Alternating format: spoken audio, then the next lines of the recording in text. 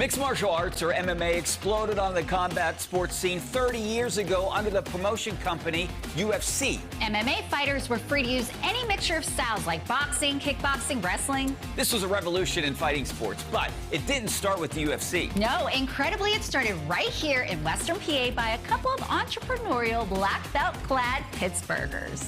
I guess you could say it's a fighter's true test.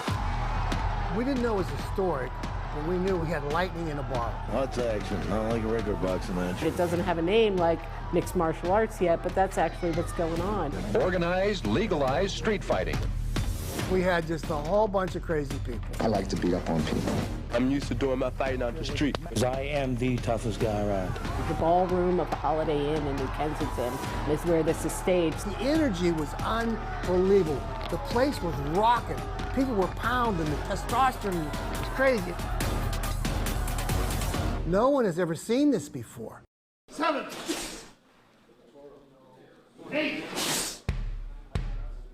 9. Me and my partner, Frank Caligiuri, we were both promoting karate events at the time. And in the early days, everything was boot leather express. We hung up posters. We'd go to bars, gyms, and so on. Everybody knew someone that could beat someone up on your poster. And Frank and me were discussing, these guys, I'm getting tired of hearing it. I can beat this guy up, we can beat this guy up. And we thought, we got all these crazy people, and these bars think they're so tough.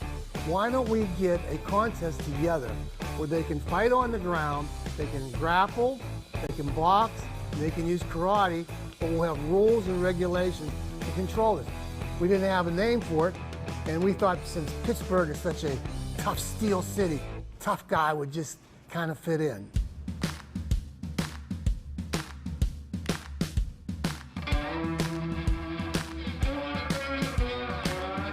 Bill and Frank were very thoughtful and clear about what they were building towards. This was not a fly-by-night operation. They had a written set of rules and regulations. They knew what you needed to have in place to look out for the best future for the sport and the best future of the people that are participating in it. We just had it. The enthusiasm, the crowd, all the people, all the excitement, they loved it. And we were selling out our events. I think it would have been huge, absolutely astronomically huge. So just as this sport is born here, it also essentially dies here, or it certainly goes dormant. And it's really because there are other people who are seeing the popularity of this, kind of jumping off on this idea, but not bringing the rigor and the organization and the level of oversight that Frank and Bill brought to the sport initially. And there is a tragedy in Johnstown where someone dies. We did Johnstown, very successful, no one hurt. The boxing came in, they were called tough mans. They had no weight classes. They put a 175-pounder against a 200-some pounder. We had weight classes, rules. They were boxing.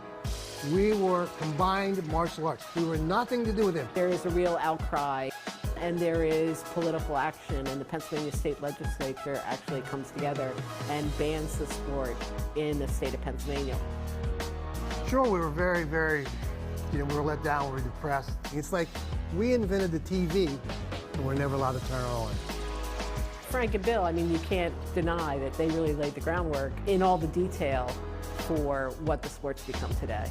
Our rules took them 10 years to evolve into. We were way ahead of where the UFC was in 1993, back in 1980.